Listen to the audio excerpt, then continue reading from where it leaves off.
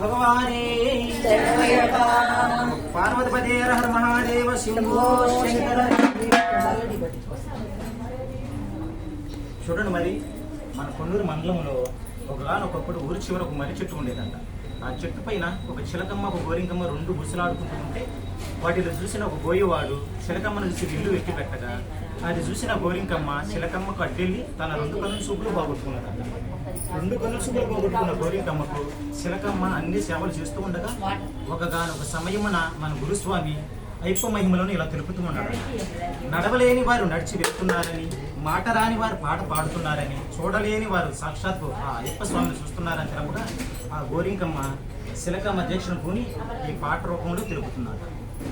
పచ్చాహ పచ్చని చెట్టురా,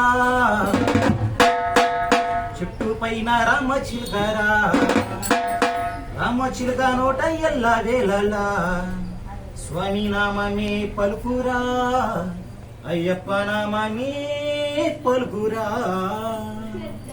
ఓం శ్రీ స్వామి శరణమయ్యప్ప. పచ్చని చెట్టురా, చెట్టు మీద రామ చిలుకరా, రామ చిలుక నోట ఎల్లా వేళలా స్వామి నామమే పలుకురా, అయ్యప్ప నామమే పలుకురా.